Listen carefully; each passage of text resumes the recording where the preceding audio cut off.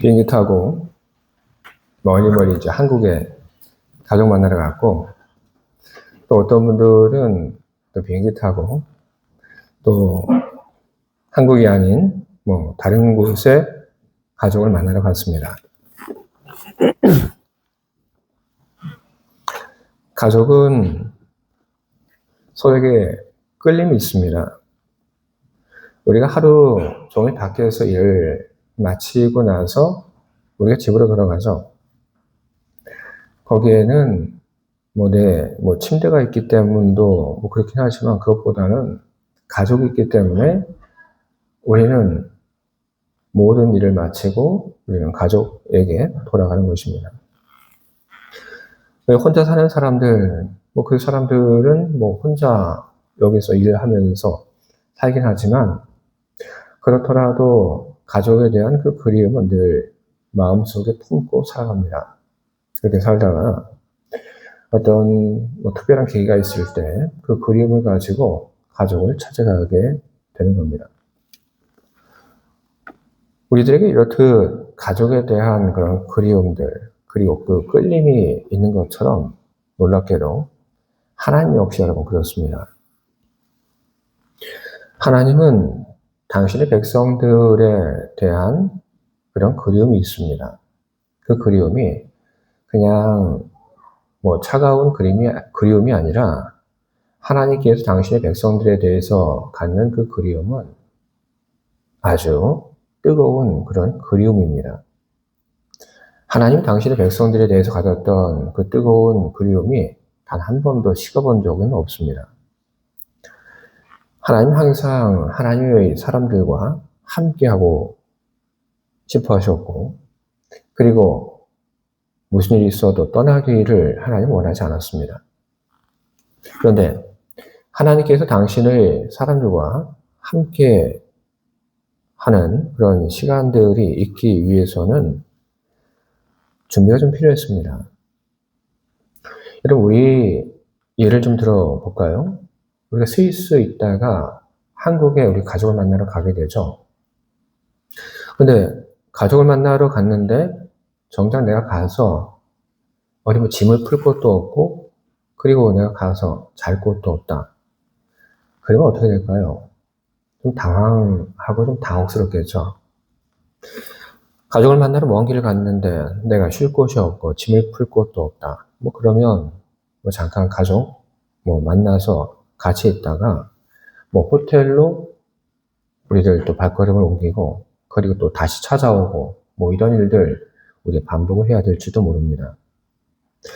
하나님이 당신의 백성들과 함께 하기 위해서 필요한 것, 역시 하나님께서 당신의 백성들과 함께 하기 위해서 필요한 것은 하나님께서 머무실 그런 장소입니다. 처소입니다. 오늘 우리가 함께 보고 있는 이 본문의 말씀은 어떤 것이냐면, 하나님께서 당신의 그 성전 건축을 독려하는 그런 말씀입니다. 이스라엘 백성들, 하나님의 성전을 짓다가 그 성전을 짓는 것을 멈췄습니다.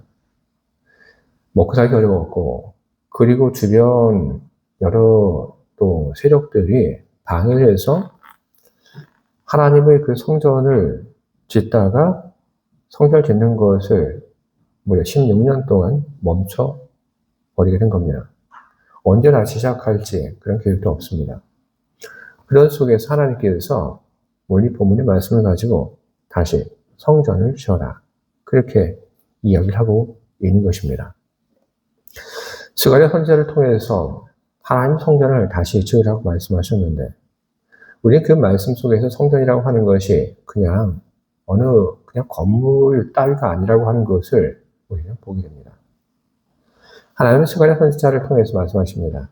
성전이라고 하는 것, 그것이 단지 건물이 아니라 성전이라고 하는 바로 그것은 하나님 직접 거하는 처소이다.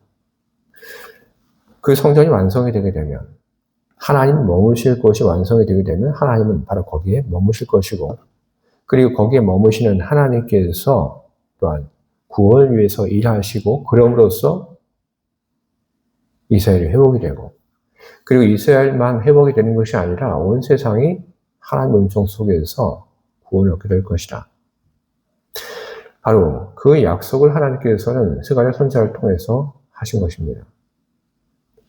여러분, 이 약속 속에서 하나님께서 성전이 완성이 되면 그러면 그 성전에 임하시고 그리고 함께 하신다고 하신 이 말씀. 이 말씀은 무엇이냐 하면 바로 임마누엘의 약속입니다.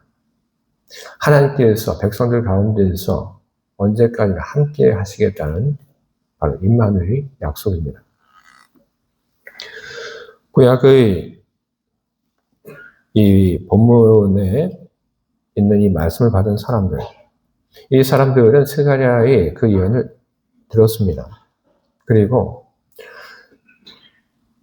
여유가 없는 그 중에서도 그 예언이 가지고 있는 그런 소망, 그 소망을 발견하고 사람들의 힘을 모아서 성전을 완공을 했습니다. 그 뒤에 어떤 일들이 일어났을까요? 우리가 예상하는 바로 그런 일들이 일어났습니다. 하나님께서는 그 성전에 임재하셨고, 그리고 하나님께서는 그 성전을 통해서 많은 은혜와 복을 사람들에게 흘려보내어 주셨습니다. 하나님은 그 성전 떠나지 않고 늘 함께 하셨습니다. 임마누엘의 약속이 그대로 지켜진 것이죠. 근데 여러분, 시간 지나면서 사람들의 그 마음이 악해졌고, 그리고 그 악해진 마음을 틈타 또 성전이 무너지는 일이 다시 반복이 되었습니다. 성전이 두 번이 무너지게 됐죠. 솔로몬이 지었던 그 성전이 무너지게 되었고, 그리고 스가랴 선지자의 그 외침을 통해서 지어졌던 그 성전이 무너지게 되었습니다.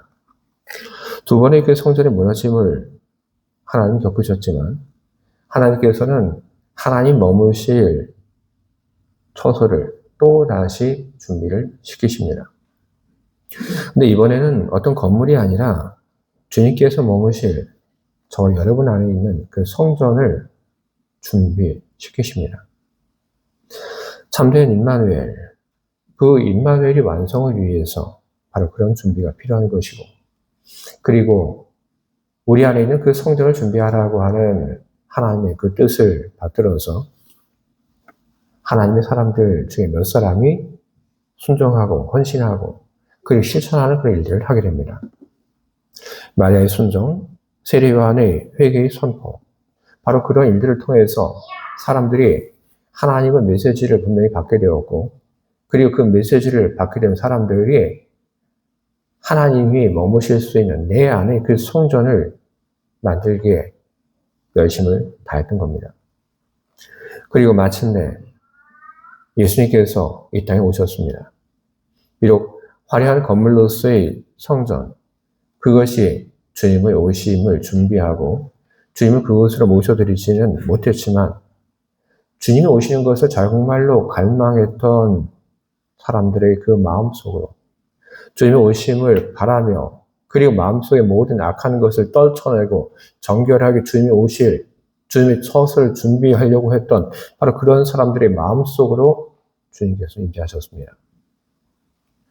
바로 그것을 가리켜서 우리는 이야기합니다. 임마누엘이라고. 이사야 선지자를 통해서 성경 속에서는 임마누엘의 약속이 제일 처음 선포가 되었습니다. 하나님께서 당신의 백성들과 함께 하실 것이다. 이사야 선지자를 통해서 약속되었던 그 임마누엘의 약속은 스가랴를 거쳐 신약의 예수님의 사건을 통해서 비로소 아주 온전하게 완성이 되게 된 것입니다. 오늘 그 임마누엘의 약속, 그리고 임마누엘의 그 실제 속에서 우리는 살아갑니다. 오늘 우리가 그런데 왜 우리가 성탄의 그 절기를 왜 우리가 이렇게 지키고 있습니까? 우리가 대림절이라고 하는 4번의 후유를 통해서 우리 주님의 오심을 예비하겠다, 준비하겠다고 그렇게 이야기를 하고 그리고 여러 가지 일들을 하는 것은 무엇입니까? 그것은 성탄의 사건이 단지 과거의 사건으로 남게 하지 않도록 하기 위한 일들인 것입니다. 성탄의 사건, 그 사건의 효력이 오늘 우리 삶 속에서 실체화 할 수 있도록 하기 위해서 우리는 4주 동안의 대림절을 보내고, 그리고 우리는 다시 한번 우리 삶 속을 주님 임재해 주십시오 하고 우리는 외치고, 그리고 우리는 주님이 우리 삶 속으로 임재해 주셨다고 우리는 선포하면서 우리는 살고 있는 것입니다. 여러분, 성탄이라고 하는 것, 그 성탄을 맞아야 하는 우리의 마음, 그 마음은 성탄이 임하기 전에는 성탄을 잘 준비하려고 하는 준비의 마음이 바로 우리 안에 있어야 하는 것이고, 그리고 준비하는 삶이 우리 안에 있어야 하는 것입니다. 그리고 성탄이 또 일어난 그 날을 바라보는 우리의 마음은 어떤 마음이어야 하냐 하면, 우리의 마음은 기쁨으로 가득한 그런 마음이어야 하는 것입니다. 이런 기쁨이라고 하는 것, 오늘 우리가 함께 봤던 이 말씀 속을 보게 되면 뭐라고 얘기를 하고 있냐면, 하나님이 이야기하십니다. 기뻐해라. 하나님께서 기뻐하라고 그렇게 명령하고 있는 것입니다. 성경이 이야기하고 있는 기쁨이라고 하는 것은 어떤 것이냐면, 그냥 상황이 좋아져서 그래서 내가 기뻐하는 그런 기쁨을 성경은 이야기하고 있지 않습니다. 성경이 이야기하는 기쁨, 그것은 하나님이 나와 함께 하신다는 바로 그 약속을 신뢰하기 때문에 그래서 갖는 그 기쁨을 이야기를 하고 있는 것입니다.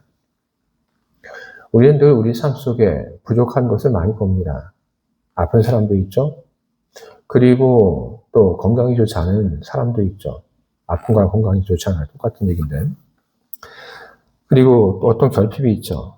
우리는 그런 속에서, 우리는 그런 결핍 때문에 우리는 참 많이 힘들어합니다. 그러나 그런 속에서 우리들이 기뻐할 수 있는 것은 언제이냐 하면, 주님께서 바로 그 속에 함께하고 있다고 하는 것, 바로 그것을 우리들이 보고, 그리고 거기에 대해서 우리가 집중을 하게 될 때 우리는 기쁨을 가질 수 있는 것입니다. 여러분, 우리 해바라기라고 하는 것 알고 있죠? 우리가 해바라기에 대해서 우리 알고 있는 얘기 중에 이런 것이 있죠. 해바라기는 해를 따라 움직인다.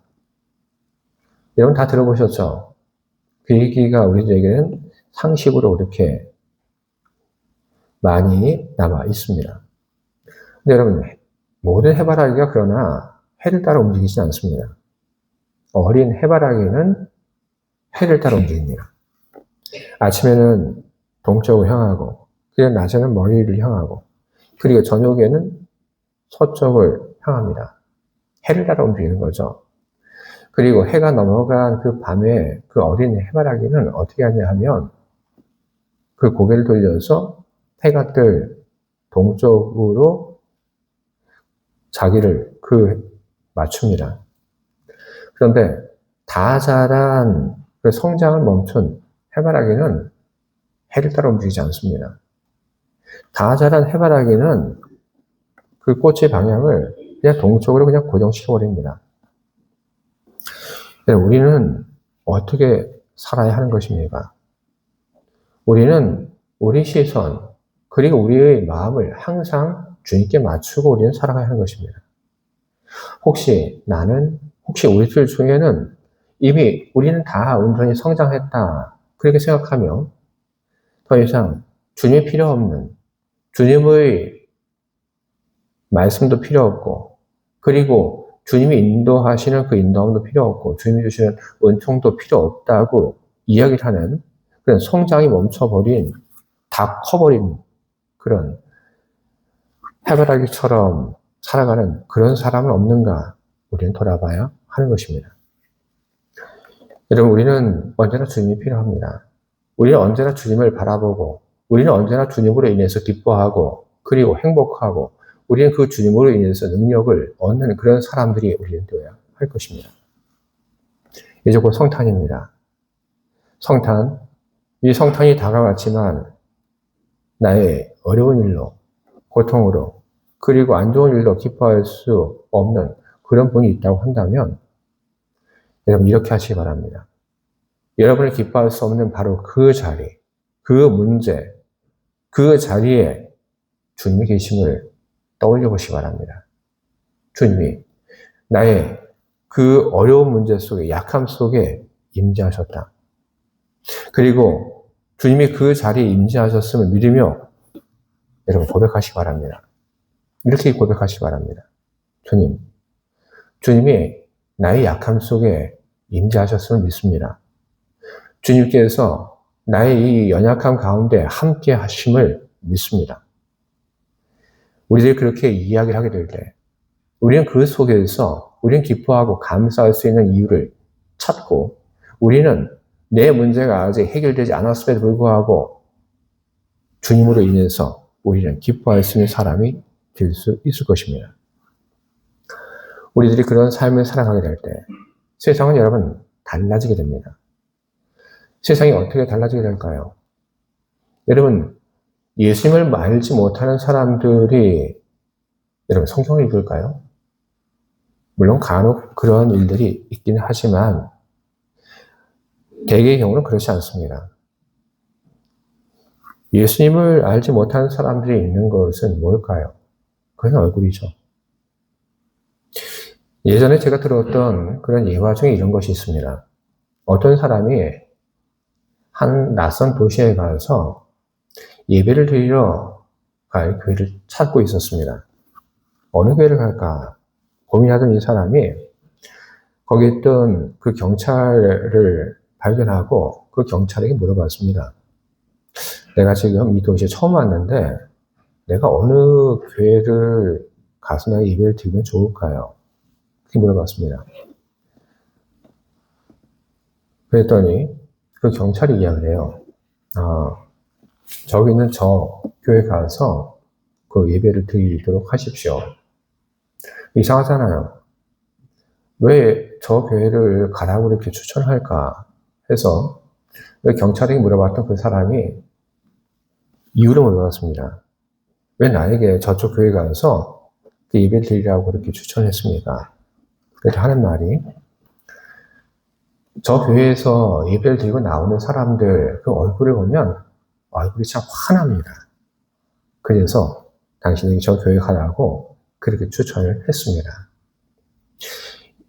여러분, 이 이야기처럼 예수를 알지 못하는 사람들은 성경을 읽지 않습니다. 하지만 예수를 알지 못하는 사람들이 읽는 것은 여러분의 얼굴을 읽고 그리고 여러분의 삶을 읽습니다. 절대로 기뻐할 수 없는 그런 상황인데 그 상황 속에서 기뻐하는 그 삶을 읽게 된다고 한다면 아무것도 없고 행복할 수 없는 그런 상황인데 그런데 그런 상황임에도 불구하고 얼굴이 환하고 기뻐하는 그 모습을 보게 된다고 한다면 그러면 사람들은 여러분의 얼굴에서 여러분의 삶 속에서 하나님을 발견하고 그리고 하나님의 일하심을 깨닫게 될 것입니다. 그러면 세상은 달라집니다. 오늘 말씀 속에 세상이 잠잠해진다고 나옵니다. 그것은 하나님의 사건 앞에 할 말을 잃어버린 그 놀라움 속에서 나오는 침묵인 것입니다. 세상이 잠잠해진다고 하는 것은 자신의 판단과 그리고 교만을 내려놓는 자기의 포기 속에서 나오게 되는 침묵인 것입니다. 세상이 잠잠해진다고 하는 것은 바로 위대한 창조주 앞에 떨림으로 인해서 생겨나게 되는 침묵인 것입니다. 주의 사랑하는 교회 여러분, 주님께서는 언제나 우리와 함께하고 싶어 하셨습니다.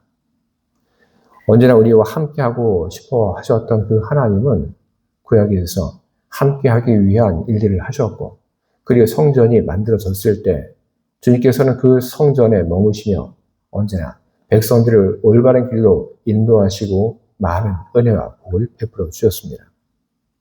그 성전이 사라지고 이제 우리 안에는 절대로 그 누구도 허물 수 없는 우리 마음의 성전이 완성이 되었습니다. 주님께서는 우리 안에 있는 그 성전에 오셨고 그리고 주님께서는 우리 안에 있는 그 성전에 머무시며 우리에게 끊임없는 은혜와 복을 베풀어 주십니다.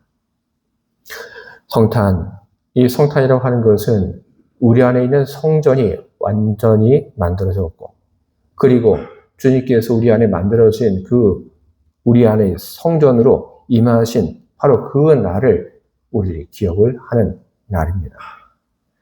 그리고 그것은 단지 과거의 추억이 아니라 그것은 오늘 우리 삶 속에 실체화를 시키는 그런 결단을 하는 날인 것입니다. 주님께서 오늘 우리 삶 속으로 임재하셨음을 여러분 믿으시기 바랍니다. 그리고 우리 안에 들어오신 임마누엘 하나님이 언제나 우리와 함께 하시고 우리를 인도해 가고 계신다고 하는 것을 여러분 늘 선포하시면서 살아가시는 여러분들 모두가 되시길 바랍니다. 주님이 우리와 함께하고 계신다고 하는 것을 선포하고 그리고 그것을 우리들이 믿게 된다고 한다면 우리는 언제나 기쁨을 잃지 않고 우리는 평화를 잃지 않고 우리는 언제나 소망 가운데 살아갈 수 있을 것입니다. 주님의 함께하심을 믿고 살아가는 여러분을 통해서 세상 많은 사람들이 하나님이 하신 일들을 발견하게 되고 주님이 함께하심을 믿고 살아가는 여러분을 통해서 우리 하나님께서 영광을 받으시기를 주님의 이름으로 축원을 드립니다. 아멘. 함께 기도하겠습니다.